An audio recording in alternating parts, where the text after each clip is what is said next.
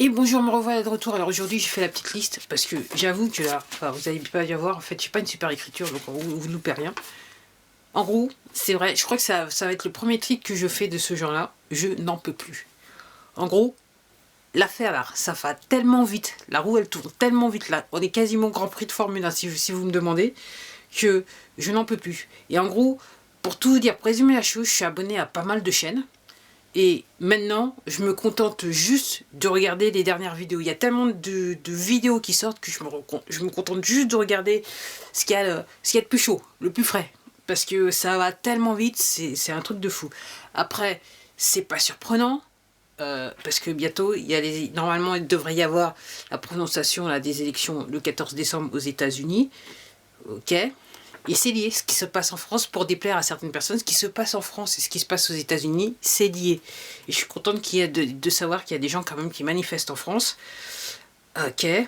Après, par rapport à ça, je vais dire, comme c'est curieux, donc l'histoire, c'est que l'autre fois, je regardais des vidéos, apparemment, on voyait sur des vidéos des policiers qui étaient, entre guillemets, j'allais dire déguisés en civil, mais en fait habillés en civil, et qui avaient des pierres dans la main, qui tapaient les gens, qui rentraient voilà, qui montraient les badges quand il y avait une barricade de policiers qui passaient qui montraient leur badge de policier pour pouvoir aller derrière la ligne, si vous voyez ce que je veux dire. Bref, il se passe des super... en pleine dictature. Hein. Donc si vous n'êtes pas convaincu que vous ne vivez pas là actuellement dans la dictature, encore une fois, je ne peux rien pour vous. Next. Alors, pour rester en France, je trouve que notre président de la République, il n'a pas bonne mine. Après, je vais le redire parce que ça me plaît et c'est un fait que vous pouvez vérifier. Dans les journaux, pour une fois, je dirais quelque part, les journaux officiels français ne vous mentent pas. Ok. Macron a été l'un des premiers à féliciter Joe Biden. Oups. Et je trouve que depuis que Pompeo il est passé, il n'a pas grande mine. Ok. Alors, je l'écoute pas parler parce que ça mérite le poil, mais juste voir des vidéos, la tête de voir, voilà, quand je vois des vidéos sur YouTube passer que je regarde même pas, mais quand je vois sa tête, je comprends qu'il a pas bonne mine. Ouais. Et réellement, une fois que les élections américaines avec ces histoires de logiciels va passer, nous en France, on va devoir se pencher sur la question comment nos élections elles se sont passées, vu qu'apparemment on n'a pas eu, et je m'étais même pas aperçu de ça, pour vous dire comment je me sens concernée par la politique, aussi bien en France qu'à l'étranger. Donc cette semaine, enfin il y a 1 ou 2 semaines, j'ai appris qu'en fait réellement les élections, moi je pensais qu'il avait été élu le dimanche, mais en fait en gros des résultats finaux, ils ont été dits le mercredi. C'est un truc incroyable parce que ça arrive jamais en France. Donc posez-vous des questions. C'est les mêmes, enfin apparemment les mêmes logiciels, les mêmes systèmes informatiques, ils ont été utilisés. Donc apparemment il y a des notes, il y a une note du département de je sais pas quel ministère en France où vous voyez le logiciel Skittles là qui a été utilisé, acheté. Skittles, c'est le truc, c'est un des logiciels qui est utilisé pour frauder les élections aux États-Unis et partout dans le monde. Donc soit dit en passant, vous faites comme vous voulez, ok, c'est juste un petit truc que je vous donne à penser, si vous êtes occupé, que voilà, si vous n'êtes pas occupé, vous aurez des trucs à penser, ok. Puis après, j'ai vu une autre vidéo qui est passée aussi, ça passe tellement vite, purée, que, et j'allais jurer là, ça commençait par PU, bon, apparemment le président Erdogan qui veut pas trop, qui un petit peu évite Macron comme la peste, et il a même dit, apparemment il aurait même dit dans une interview qu'il faudrait qu'on se débarrasse de lui en France. Oups. Alors par rapport à tout ce qui se passe pour se débarrasser, par rapport à tout ce qui se passe, c'est vrai que moi dans un futur très proche, et je pense qu'on est déjà dedans, je prévois des gens qu'on connaît bien, des hommes politiques, des célébrités, des trucs comme ça, qui vont nous quitter, ou qui vont se faire arrêter. Bon, voilà. C'est à vous de voir.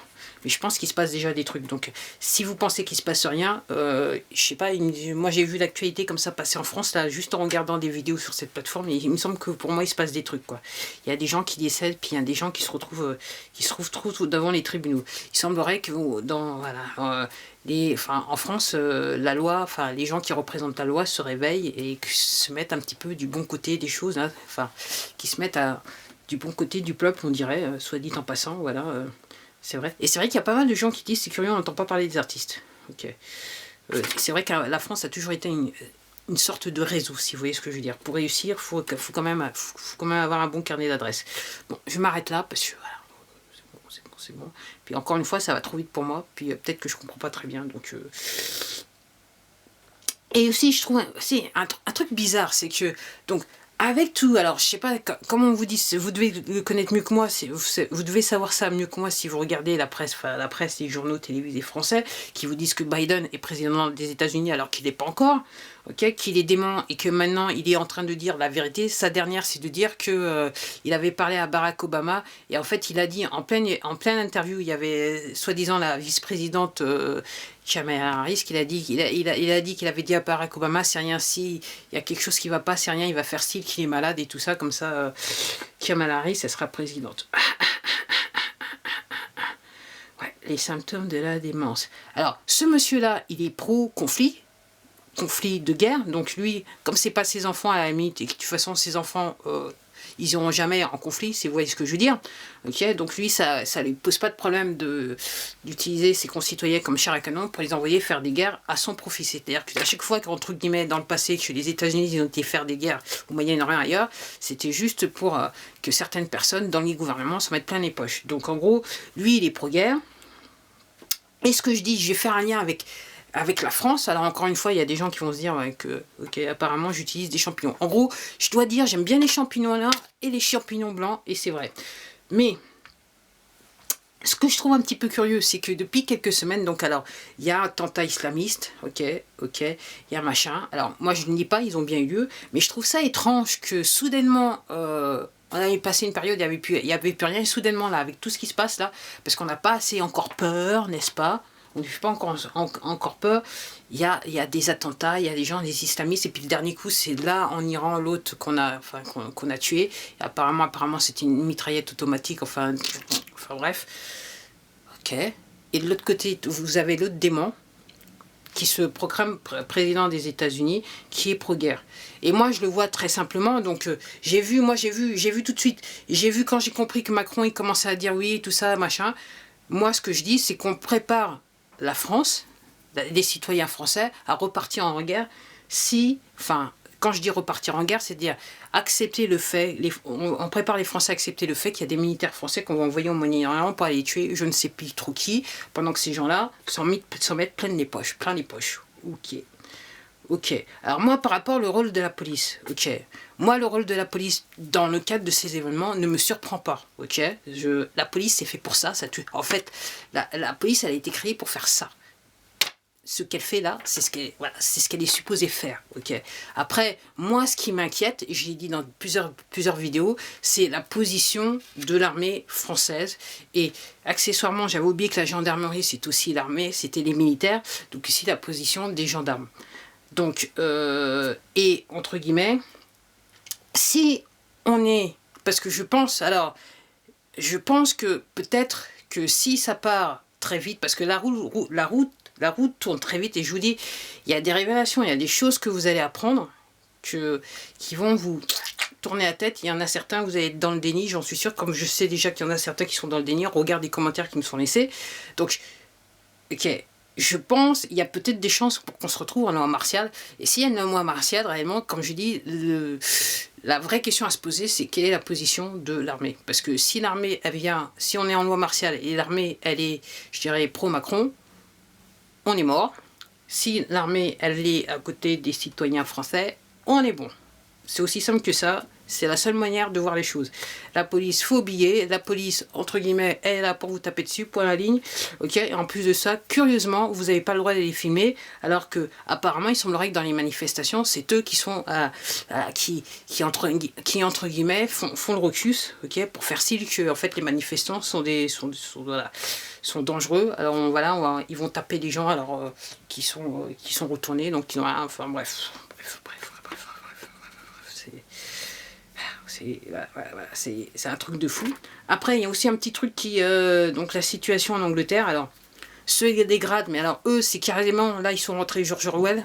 C'était pareil quand du côté de l'Australie, là, je sais plus, la région de Victoria, maintenant je crois comprendre que du côté du sud d'Australie, Adélaïde aussi, c'est George Orwell, mais en Angleterre, c'est ultra George Orwell, en ce qui me concerne, quand je vois les images. Et apparemment, je comprends, parce que je regardais une vidéo qui... Il faut pas oublier que en Angleterre, il y a la City, et c'est là où toutes les grandes banques, ok, tous ceux qui ont l'argent et qui manipulent bien les choses existent. Ok, il y a une grande famille Rothschild qui sont devenus lords. La famille Rothschild sont des lords en Angleterre. Ok, donc moi la situation, ça me surprend pas. Après avoir regardé certains trucs, et je me dis peut-être qu'en Europe ils seront les premiers, si jamais d'aventure que voilà, ça va chauffer encore plus pour eux, c'est le cas de le dire. Entre guillemets, c'est quasiment Vive 1984 George Orwell. Je sais pas si l'auteur était anglais ou américain. Peut-être que certains de vous pourront me laisser dans les commentaires me le dire, quoique je vais essayer d'aller sur Google pour avoir la réponse. Ok. Parce que j'ai pas trop de bons commentaires du genre, si vous voyez ce que je veux dire. Enfin, voilà, bref. J'aime bien embêter les gens de temps en temps. Alors, toujours est-il, donc je vous disais, donc Joe Biden n'est toujours pas président des États-Unis, pour son propre malheur. Alors aussi, je vais vous dire, j'avais fait une vidéo, c'était le rôle des médias 3.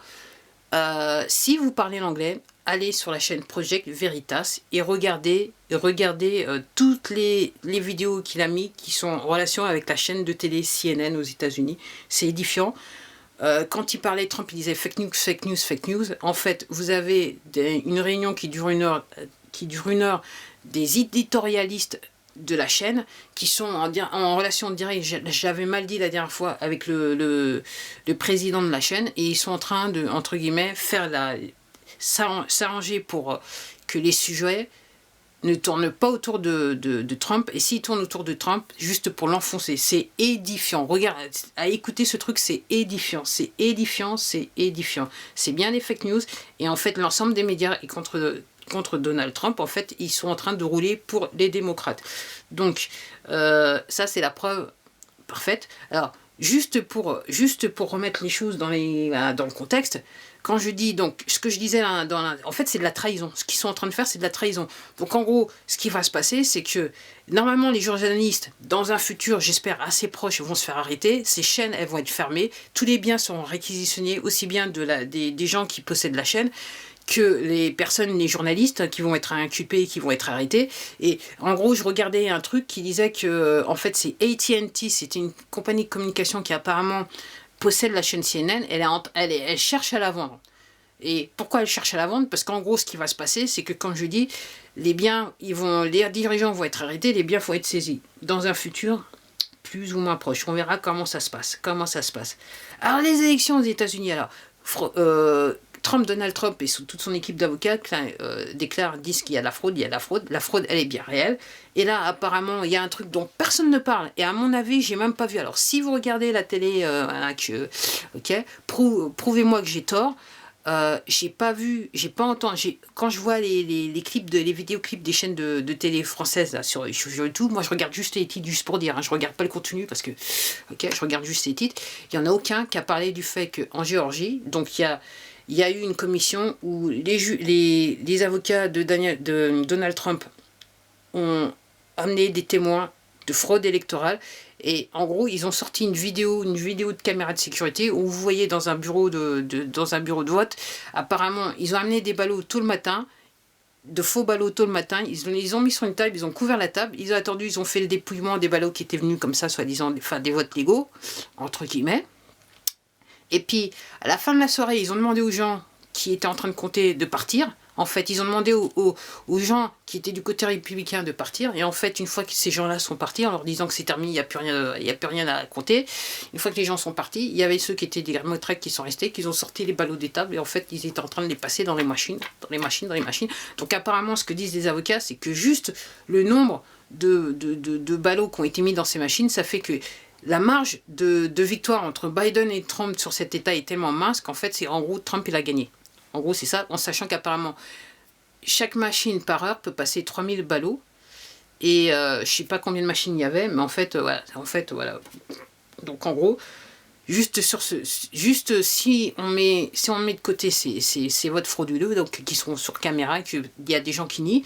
Alors après, après, là, on est dans une situation où le gouverneur de Géorgie peut pas nier les faits. Au début, il niait encore les faits au début, parce que lui aussi, il est du côté obscur de la force, même si c'est même s'il est républicain. Et en gros, il est dans une situation là maintenant, apparemment, il peut plus ignorer l'affaire, même si au début il disait non, mais là c'est flagrant, ok. Et apparemment, il y a bien, il y a une personne de sa famille qui est décédée. En fait, il a appris qu'il avait voté, donc là maintenant, il peut pas faire autrement. Alors, il y a aussi un avocat dans l'équipe de Trump qui s'appelle Sidney Powell qui a parlé, qui a dit qu'il y a quelques semaines de ça, que maintenant elle allait lâcher le Kraken. Alors elle dit que, j'ai regardé une interview, elle dit que j'ai essayé de voir si je peux mettre des liens vidéo, mais là je le promets pas. Et après tout, enfin je vais te dire ça après, et donc elle disait que elle, quand elle parlait du Kraken, elle faisait référence comment ça s'appelle, au film Le Clash des Titans, un truc dans ce genre, on voit le monstre de toute façon. Mais honnêtement, comme je vous dis, j'en peux plus. Je n'en peux plus, ça va tellement vite, la roue tourne tellement vite que, entre guillemets, il y a trop de choses à regarder, il y a trop d'informations qui sortent.